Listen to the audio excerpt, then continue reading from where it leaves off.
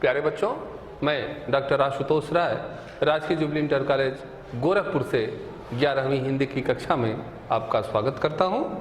बच्चों, आज जो प्रकरण लेकर मैं आपके सामने उपस्थित हूं वह आपकी पाठ्य पुस्तक में गद्य खंड के अंतर्गत संकलित है और उसका शीर्षक है भारतोवर्षोन्नति कैसे हो सकती है, भाग द्वितीय। इसके प्रथम भाग के बारे में मैं आपको बता चुका हूं और आप जानते हैं कि इसके लेखक महान रचनाकार भारतेंदु हरिश्चंद्र जी हैं। तो आइए बच्चों, द्वितीय भाग में मैं इस पाठ के कुछ अन्य महत्वपूर्ण अंशों से आपको अवगत कराता हूं। देखिए, मैं एक अंश का वाचन कर रहा हूं, कृपया ध्यान दें। सिद्धांत यह कि वहां के लोगों का यह सिद्धांत है कि एक छिन भी व्यर्थ न जाए, उसके बदले यहाँ के लोगों को जितना निकम्मापन हो उतना ही वह बड़ा अमीर समझा जाता है। आलस यहाँ इतनी बढ़ गई है कि मलूक दास ने दोहा ही बना डाला, अजगर करे न चाकरी, पंछी करे न काम, दास मलूका कह गए सबके दाता राम। चारों ओर आंख उठाकर देखिए तो बिना काम करने वालों की संख्या ही चारों ओर बढ़ती है। रोजगार कहीं कुछ भी नहीं, चारों ओर दरिद्रता की आग लगी हुई है। किसी ने बहुत ठीक कहा है कि दरिद्र कुटुंबी इस तरह अपनी इज्जत को बचाता फिरता है जैसे लाजवंती बहू फटे कपड़ों में अपने अंग को छिपाए जाती है। वही दशा हिंदुस्तान की है। आइए बच्चों, इस अंश को समझने का प्रयास करते हैं। सिद्धांत यह कि वहां के लोगों का यह सिद्धांत है कि एक छिन भी व्यर्थ न जाए। प्रथम भाग में मैंने आपको बताया था, इंग्लैंड का उदाहरण भारतेंदु जी ने दिया था, उसकी चर्चा मैंने आपसे की थी कि वहां जो कोचवान है, मजदूर है, वह भी अपने समय का कैसे सदुपयोग करता है। तो उन लोगों ने समय का सदुपयोग किया है और जो समय का उपयोग करेगा वही जीवन में आगे बढ़ेगा। यदि आप परिश्रम करेंगे तो निश्चित रूप से आगे बढ़ेंगे और यदि समय को बर्बाद करेंगे तो समय आपको बर्बाद कर देगा। उसके बदले यहां के लोगों को जितना निकम्मापन हो उतना ही वह बड़ा अमीर समझा जाता है। हमारे परिवेश में यदि आप कुछ नहीं करते हैं, अकर्मण्य हैं और आपके पास अकूत धन संपत्ति है, केवल भोग करते हैं, तो आप अमीर हैं, धनवान हैं। आलस यहां इतनी बढ़ गई है कि मलूक दास ने दोहा ही बना डाला, अजगर करे न चाकरी, पंछी करे न काम, दास मलूका कह गए सबके दाता राम। और जब कर्मशीलता का प्रश्न ऐसे लोगों के समक्ष उठाया जाता है तो वह यही उत्तर देते हैं कि भगवान ने जन्म दिया है तो भोजन की भी व्यवस्था कर ही देंगे। तो यह जो भाग्यवादी सोच है, यह भाग्यवादी सोच उसे आगे बढ़ने से रोकती है। इसलिए हमें कर्म पर विश्वास करना चाहिए। कर्म प्रधान विश्व करि राखा, जो जस करिए सो तस फल चाखा।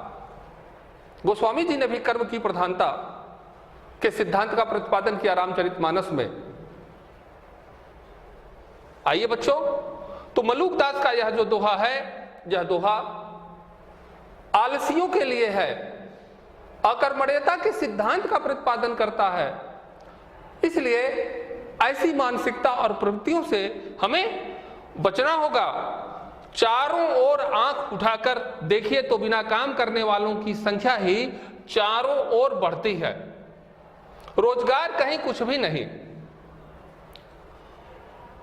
बिना काम करने वाले समाज में चारों तरफ दिखाई दे रहे हैं।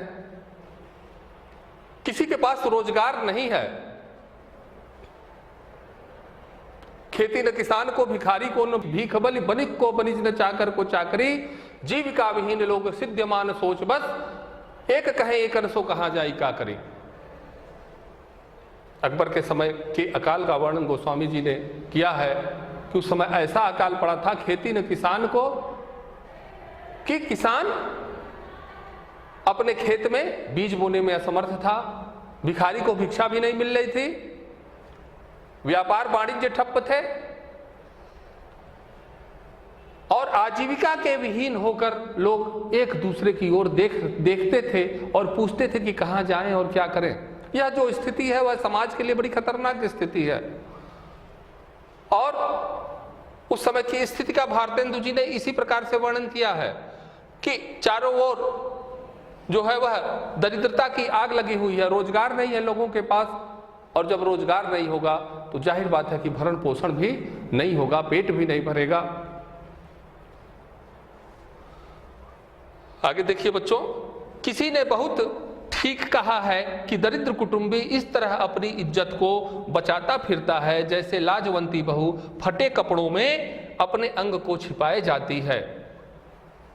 पर्दा कहानी यशपाल की यदि आपने पढ़ी हो तो उस कहानी के अंत में जब पर्दा गिर जाता है तो उस घर के अंदर की जो औरतों की जो दशा उस कहानी में प्रत्यक्ष दिखाई पड़ती है, ठीक उसी प्रकार का वर्णन भारतेंदु जी ने यहां पर किया है कि दरिद्र कुटुंबी जो है,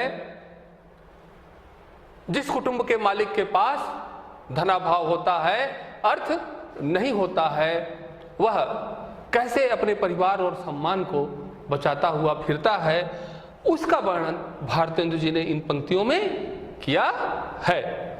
वही दशा हिंदुस्तान की है। भारत की भी दशा, हिंदुस्तान की भी दशा कुछ इसी प्रकार की है। इसलिए हमें इस दशा पर विचार करना चाहिए और उसे कैसे दूर किया जाए, भारतवर्षोन्नति कैसे हो सकती है, इस पर चिंतन और मनन करना चाहिए। तो आगे देखते हैं बच्चों कि आगे के अंश में भारतेंदु जी ने क्या कहा है। मर्दमशुमारी की रिपोर्ट देखने से स्पष्ट होता है कि मनुष्य दिन दिन यहाँ बढ़ते जाते हैं और रुपया दिन दिन कमती होता जाता है। सो अब बिना ऐसा उपाय किए काम नहीं चलेगा कि रुपया भी बढ़े और वह रुपया बिना बुद्धि बढ़े न बढ़ेगा। भाइयों, राजा महाराजों का मुंह मत देखो, मत यह आशा रखो कि पंडित जी कथा में ऐसा उपाय बतलावेंगे कि देश का रुपया और बुद्धि बढ़े। तुम आप ही कमर कसो, आलस छोड़ो, कब तक अपने को जंगली फूस मूर्ख बोधे डरपोकने पुकरवाओगे। दौड़ो, इस घुड़दौड़ में जो पीछे पड़े तो फिर कहीं ठिकाना नहीं। फिर कब राम जनकपुर आई हैं, अब की पीछे पड़े तो फिर रसातल ही पहुंचोगे। आइए देखते हैं बच्चों, मर्दमशुमारी अर्थात जनगणना की रिपोर्ट देखने से स्पष्ट होता है कि मनुष्य दिन दिन यहां बढ़ते जाते हैं और रुपया दिन दिन कमती होता जाता है। जो जनगणना की रिपोर्ट है वह बताती है कि हमारे यहाँ जनसंख्या लगातार बढ़ रही है लेकिन उत्पादन घट रहा है, और जनसंख्या वृद्धि और उत्पादन में यदि एक आनुपातिक वृद्धि नहीं होगी तो निश्चित रूप से वह समाज धीरे धीरे पिछड़ता चला जाएगा, क्योंकि अर्थ जीवन का एक आधार है और बिना उस आधार के किसी परिवार, समाज अथवा राष्ट्र का भविष्य निर्मित नहीं हो सकता। सो अब बिना ऐसा उपाय किए काम नहीं चलेगा कि रुपया भी बढ़े और वह रुपया बिना बुद्धि बढ़े न बढ़ेगा। लेखक देखिए क्या कह रहे हैं कि इस प्रकार का हमें उपाय करना चाहिए कि बुद्धि का प्रयोग करके हम अपने आय को बढ़ाएं और बिना कुछ सार्थक कार्य किए बिना रोजगार परख हुए हम इस दिशा में आगे नहीं बढ़ पाएंगे। भाइयों, राजा महाराजों का मुंह मत देखो, मत यह आशा रखो कि पंडित जी कथा में ऐसा उपाय बतलावेंगे कि देश का रुपया और बुद्धि बढ़े। हमें कभी यह अपेक्षा नहीं करना चाहिए कि कोई अमीर, कोई राजा महाराजा हमें धन संपत्ति से भर देगा, अथवा भाग्यवादी तरीके से पंडित जी हमें कोई ऐसा उपाय बतला देंगे कि हमारे पास धन संपत्ति हो जाएगी। यह सोच हमें पीछे की ओर ले जाती है। तुम आप ही कमर कसो, स्वयं को सक्षम बनाइए, स्वयं स्वावलंबी बनिए, आलस छोड़ो। आलस्य का, जिस आलस्य की चर्चा भारतेंदु जी ने इस निबंध में सबसे पहले की है, उसी आलस्य का परित्याग करने की बात कह रहे हैं। कब तक अपने को जंगली हूस मूर्ख बोधे डरपोकने पुकरवाओगे। इन शब्दों का वाचन मैंने अभी किया, जिसे आपने सुना, और भारतीयों के प्रति यह व्यंग भी है कि कब तक ऐसे शब्दों की मार आप सहते रहेंगे। दौड़ो, इस घुड़दौड़ में जो पीछे पड़े तो फिर कहीं ठिकाना नहीं। घुड़दौड़ यदि आपने देखी हो तो घुड़दौड़ जैसे एक साथ शुरू होती है, हरी झंडी दिखाकर या सीटी बजाकर, और उस दौड़ में यदि कोई पीछे छूट गया तो फिर आगे निकलना उसके लिए असंभव सा हो जाता है। वही बात लेखक यहां पर कह रहे हैं, भारतीयों से यह अपील कर रहे हैं कि यदि अब नहीं दौड़ोगे तो इतना पीछे छूट जाओगे कि शायद दौड़ने लायक भी न रह जाओ। फिर कब राम जनकपुर ही हैं, अब की पीछे पड़े तो फिर रसातल ही पहुंचोगे। लेखक यह समझाना चाहता है कि यदि इस रेस में तुम छूट गए तो फिर तुम्हारा उद्धार असंभव सा है। आइए बच्चों, अगले अंश में देखिए। मैं वाचन कर रहा हूं, कृपया ध्यान दीजिए। सब उन्नतियों का मूल धर्म है, इससे सबके पहले धर्म की ही उन्नति करनी उचित है। देखो, अंग्रेजों की धर्म नीति, राजनीति परस्पर मिली हैं, इससे उनकी दिन दिन कैसी उन्नति है उनको जाने दो।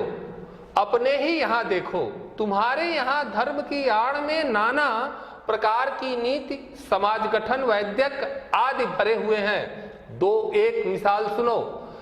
यही तुम्हारा बलिया का मेला और यहाँ स्थान क्यों बनाया गया है, जिसमें जो लोग कभी आपस में नहीं मिलते, 10-10, 5-5 कोस से वे लोग एक जगह एकत्र होकर आपस में मिले, एक दूसरे का दुख सुख जाने, गृहस्थी के काम की वह चीजें जो गांव में नहीं मिलती यहां से ले जाए।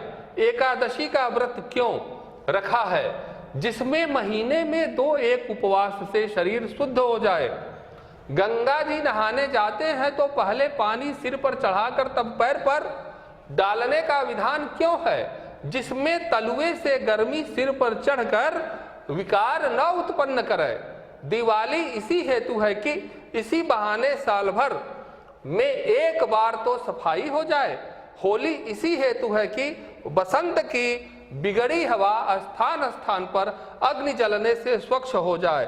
यही त्योहार ही तुम्हारी म्युनिसिपैलिटी है।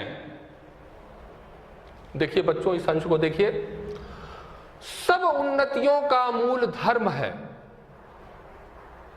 जो समाज, जो राष्ट्र धर्म से जुड़ा होता है, निश्चित रूप से वह उन्नति करेगा, इसमें कोई संदेह नहीं है। धर्म बड़ा ही व्यापक शब्द है। धर्म की जो व्याख्या केवल हमारे पूजा पाठ तक ही सीमित नहीं है, क्योंकि धर्म का जो सीधा संबंध है वह नैतिकता से है, मानवीय गुणों से है। यदि कोई समाज, राष्ट्र जिसका नैतिक बल मजबूत होगा, जिसके अंदर मानवीय गुण होंगे, जो दया, करुणा, ममता, परोपकार, यह जो मूल्य हैं, यह जितना ही मजबूत होगा निश्चित रूप से वह समाज और राष्ट्र उतना ही उन्नतिशील होगा। इससे सबके पहले धर्म की ही उन्नति करनी उचित है। इसलिए हमें धर्म की उन्नति पर विशेष ध्यान देना होगा। देखो, अंग्रेजों की धर्म नीति, राजनीति परस्पर मिली है, इससे उनकी दिन दिन कैसी उन्नति है। लेखक ने अंग्रेजों का उदाहरण दिया है कि उनके यहाँ जो धर्म नीति है और राजनीति परस्पर मिली हुई है। स्वाधीनता आंदोलन के हमारे अग्रणी नेता महात्मा गांधी जी ने भी स्वयं हमारे देश में राम राज्य का सपना देखा। और राम राज्य कैसा है? राम राज्य बैठे त्रैलोका, हर्षित भयउ गयउ सब शोका, बैर उनको काहू सन कोई, राम प्रताप विषमता कोई। कि राम राजा तो केवल अयोध्या के बनते हैं, लेकिन तीनों लोगों के दैहिक दैविक भौतिक ताप दूर हो जाते हैं। सभी आपस में परस्पर प्रेम करते हैं, किसी में कोई शत्रुता का भाव नहीं है। अल्प मृत्यु नहीं कौनो पीरा, सब सुंदर सब विरुद्ध शरीरा, किसी की अल्प मृत्यु नहीं होती है, सभी स्वस्थ हैं, सुंदर हैं, निरोग हैं। तो इस प्रकार से जिस राम राज्य का चित्रण गोस्वामी तुलसीदास जी ने उत्तरकांड में किया है, उस राम राज्य का सपना इस देश में महात्मा गांधी जी ने देखा था। तो राम राज्य तभी संभव है जब हमारी राजनीति धर्मनीति से जुड़कर कार्य करेगी। इसलिए तुलसीदास जी ने लिखा, जा सुराज प्रिय प्रजा दुखारी, सो नृप अवश्य नरक अधिकारी। कि जिस राजा के राज्य में प्रजा दुखी होगी, वह राजा निश्चित रूप से नरक का भागी होगा। तो राजा को भी कहीं न कहीं धर्म का जब भय रहेगा, तभी राजा एक मुखिया की भांति अपने राज्य की देखभाल करेगा। आगे देखिए बच्चों, इससे उनकी दिन दिन कैसी उन्नति है, उनको जाने दो, अपने ही यहां देखो। तुम्हारे यहां धर्म की आड़ में नाना प्रकार की नीति, समाज गठन, वैद्यक आदि भरे हुए हैं। दो एक मिसाल सुनो, यही तुम्हारा बलिया का मेला और यहां स्थान क्यों बनाया गया है। लेखक ने अपने देश का ही उदाहरण दिया कि आप यदि गंभीरता के साथ, गहराई के साथ विचार करेंगे तो निश्चित रूप से आपको बहुत सी ऐसी चीजें मिलेंगी जिसमें धर्म नीति मिली हुई है। जैसे उन्होंने बलिया के मेले का उदाहरण दिया गया है कि यहां पर मेला क्यों लग रहा है, यह स्थान क्यों बनाया गया है, जिसमें जो लोग कभी आपस में नहीं मिलते, 10-10, 5-5 कोस से वे लोग एक जगह एकत्र होकर आपस में मिले। आज यातायात और संचार के साधनों के विकास के कारण पूरा विश्व विश्वग्राम के रूप में आपको दिखाई दे रहा है, लेकिन वह समय ऐसा था जब साधनों का इस ढंग से विकास नहीं हुआ था। लोग पैदल यात्रा करते थे, बैलगाड़ी बहुत कम लोगों के पास हुआ करती थी, और जो संपन्न वर्ग था वो बैलगाड़ियों से यात्रा किया करता था। तो लोग एक दूसरे से मिल नहीं पाते थे। तो वह मेला एक स्थान होता था जहां पर लोग जाते थे, प्रतिवर्ष मिलते थे, नात रिश्तेदार और उनकी हालचाल लेते थे, अपनी जरूरत की तमाम प्रकार की चीजों को भी खरीद लेते थे। बच्चों, एक दूसरे का दुख सुख जाने, मिलकर एक दूसरे की हालचाल लेते थे। गृहस्थी के काम की वह चीजें जो गांव में नहीं मिलती, यहां से ले जाए, तो ये चीजें वह खरीद कर ले जाते थे, अपनी आवश्यकता की चीजें। एकादशी का व्रत क्यों रखा है? जिसमें महीने में 2-1 उपवास से शरीर शुद्ध हो जाए। उपवास की यह जो परंपरा हमारे यहाँ रही, अब विज्ञान ने भी इसको स्वीकार कर लिया है कि हमारे पाचन तंत्र को सप्ताह में कम से कम 1 दिन विश्राम की आवश्यकता होती है। यदि उसे हम विश्राम देते हैं तो वह और हमारा पाचन तंत्र मजबूत होता है। तो यह उपवास एक धार्मिक क्रिया है, लेकिन इसकी वैज्ञानिकता भी अब सिद्ध हो चुकी है। गंगा जी नहाने जाते हैं तो पहले पानी सिर पर चढ़ाकर तब पैर पर डालने का विधान क्यों है, जिसमें तलुए से गर्मी सिर पर चढ़कर विकार न उत्पन्न करे। दिवाली इसी हेतु है कि इसी बहाने साल भर में एक बार तो सफाई हो जाए। होली इसी हेतु है कि बसंत की बिगड़ी हवा स्थान स्थान पर अग्नि जलने से स्वच्छ हो जाए। यही त्योहार ही तुम्हारी म्युनिसिपैलिटी है। त्योहार ही तुम्हारी म्युनिसिपैलिटी है। म्युनिसिपैलिटी का कार्य क्या है? आपके आसपास आपके नगर की स्वच्छता, सफाई आदि करना, प्रकाश की व्यवस्था करना। हमारे जीवन में जो पर्व और उत्सव आते हैं, उन उत्सवों में आप, उन पर्वों में आप, अवसर पर आप जरूर अवश्य देखेंगे बच्चों, जैसे दिवाली आने के पहले आप पूरे घर की सफाई करते हैं। प्रतिवर्ष आपके घर में 2 बार अवश्य सफाई होती है, एक तो दिवाली के अवसर पर और एक होली के अवसर पर। एक तरह से ऋतु परिवर्तन भी होता है, पूरे घर की ठीक ढंग से साफ सफाई और की जाती है। तो यह त्योहार केवल मनोरंजन के लिए ही नहीं है, अपितु कहीं न कहीं इसका एक सामाजिक विवेक भी है। आप रोज घर में झाड़ू लगाते हैं, लेकिन बहुत सारी जो अलमारियां रखी हैं या कोई भारी सामान रखा है, उसके नीचे जो कूड़ा कचरा धीरे धीरे जमा हो जाता है, वह वहीं पड़ा रह जाता है, किंतु इन त्योहारों पर उसकी सफाई हो जाती है।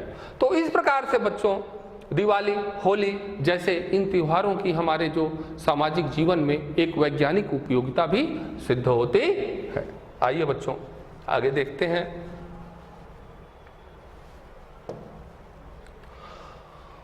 ये सब तो समाज धर्म हैं जो देश काल के अनुसार शोधे और बदले जा सकते हैं। दूसरी खराबी यह हुई कि उन्हीं महात्मा बुद्धिमान ऋषियों के वंश के लोगों ने अपने बाप दादों का मतलब न समझकर बहुत से नए नए धर्म बनाकर शास्त्रों में धर दिए। बस सभी तिथि, व्रत और सभी स्थान तीर्थ हो गए। सो इन बातों को अब एक बेर आंख खोलकर देख और समझ लीजिए कि फलानी बात उन बुद्धिमान ऋषियों ने क्यों बनाई और उनमें जो देश और काल के अनुकूल और उपकारी हों उनका ग्रहण कीजिए। बहुत सी बातें जो समाज विरुद्ध मानी जाती हैं, किंतु धर्मशास्त्रों में जिनका विधान है उनको चलाइए, जैसे जहाज का सफर, विधवा विवाह आदि। बच्चों, इस जो समाज धर्म है उसकी चर्चा लेखक ने अभी इसके पूर्व अंश में की, और यह निरंतर परिवर्तित होता रहता है, बदलता रहता है। ठीक है, परिस्थितियों के अनुसार हम अपने परंपराओं में जो संशोधन करते रहते हैं, वही वास्तव में परंपराएं स्वस्थ मूल्यों के रूप में विकसित होती हैं। किंतु दूसरी खराबी यह हुई कि उन्हीं महात्मा बुद्धिमान ऋषियों के वंश के लोगों ने अपने बाप दादों का मतलब न समझकर बहुत से नए नए धर्म बनाकर शास्त्रों में धर दिए, कि जो धार्मिक नैतिक आधार पे जो जीवन प्रणाली हमारे यहाँ बनाई गई थी, उनमें कुछ लोगों ने अति बुद्धिमानी का परिचय देते हुए उनमें विकार उत्पन्न कर दिया, और उन विकारों के कारण कहीं न कहीं हमारी सामाजिक व्यवस्था पर कुठारा घात हुआ। बस सभी तिथि, व्रत और सभी स्थान तीर्थ हो गए। सो इन बातों को अब एक बेर आंख खोलकर देख और समझ लीजिए कि फलानी बात उन बुद्धिमान ऋषियों ने क्यों बनाई, और उनमें जो देश और काल के अनुकूल और उपकारी हों उनका ग्रहण कीजिए। बहुत सी बातें जो समाज विरुद्ध मानी जाती हैं, किंतु धर्मशास्त्रों में जिनका विधान है उनको चलाइए। अब हमें परखना होगा कि उनमें से कौन सी ऐसी बातें हैं जो हमारे लिए आज अनुपयोगी हैं, अवैज्ञानिक हैं, अतार्किक हैं, लेकिन कुछ ऐसी बातें हैं जो आज हम उसे ग्रहण कर सकते हैं। और तो कुछ का ग्रहण करना है और कुछ का त्याग करना है, तभी हमारे जो है वह स्वस्थ मानवीय मूल्यों का विकास होगा और हमारा समाज और अधिक गतिशील और मजबूत होगा। जैसे जहाज का सफर, विधवा विवाह आदि। अब ये जो जहाज का सफर और विधवा विवाह है, हिंदू धर्म शास्त्रों में दोनों का निषेध है, किंतु क्या इसे रोकना समाज के हित में है? नहीं। तो इन चीजों को अगर धर्म का सहारा लेकर अगर ऐसी कुरीतियों को लागू किया जाएगा तो कभी भी एक स्वस्थ समाज और वातावरण का निर्माण नहीं हो सकेगा। आइए बच्चों,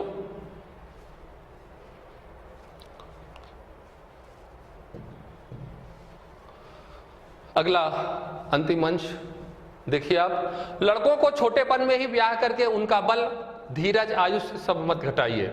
आप उनके माँ बाप हैं या शत्रु हैं, नून तेल लकड़ी की फिक्र करने की बुद्धि सीख लेने दीजिए, तब उनका पैर काठ में डालिए।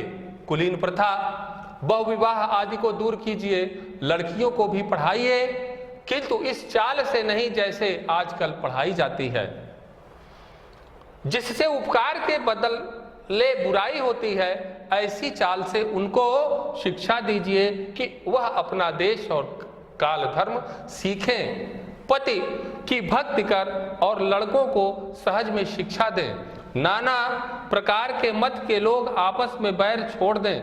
यह समय इन झगड़ों का नहीं, हिंदू, जैन, मुसलमान सब आपस में मिलिए। जाति में कोई चाहे ऊंचा हो चाहे नीचा हो, सबका आदर कीजिए। जो जिस योग्य हो उसे वैसा मानिए। छोटी जाति के लोगों का तिरस्कार करके उनका जी मत तोड़िए। सब लोग आपस में मिलिए। बच्चों, कुछ कुरीतियां हमारे समाज में व्याप्त रहीं। अभी मैंने पीछे विधवा विवाह का जिक्र किया, उसी में से एक कुरीति बाल विवाह भी रही। लड़कों का छोटेपन में ही ब्याह करके उनका बल, धीरज, आयुष्य सब मत घटाइए। जो बाल विवाह है वह किसी भी समाज के लिए अहितकारी है, इसलिए बाल विवाह की प्रथा की निंदा यहां पर लेखक ने की है। आप उनके माँ बाप हैं या शत्रु हैं, ऐसे माता पिता जो अपने बच्चों की अत्यंत ही कम उम्र में शादी कर देते हैं, वह अपने बच्चों के शत्रु हैं। नून तेल लकड़ी की फिक्र करने की बुद्धि सीख लेने दीजिए। परिवार चलाने का ढंग, परिवार की चिंता करने का ढंग उन्हें सीख लेने दीजिए, तब उनका पैर काठ में डालिए। क्योंकि जो 4 प्रकार के जो आश्रम हैं, ब्रह्मचर्य, गृहस्थ, वानप्रस्थ और सन्यास, उन सब में गृहस्थ आश्रम सबसे कठिन होता है बच्चों। तो उस गृहस्थ जीवन में, उस गृहस्थ जीवन को चलाने का ढंग सबसे पहले उन्हें सीख लेने दीजिए। कुलीन प्रथा, बहुविवाह आदि को दूर कीजिए। हमारे समाज में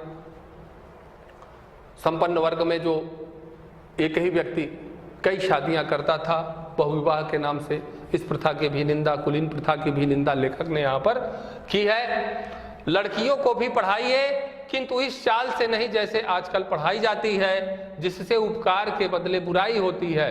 इस ढंग से लड़कियों को शिक्षा दी जाए कि वह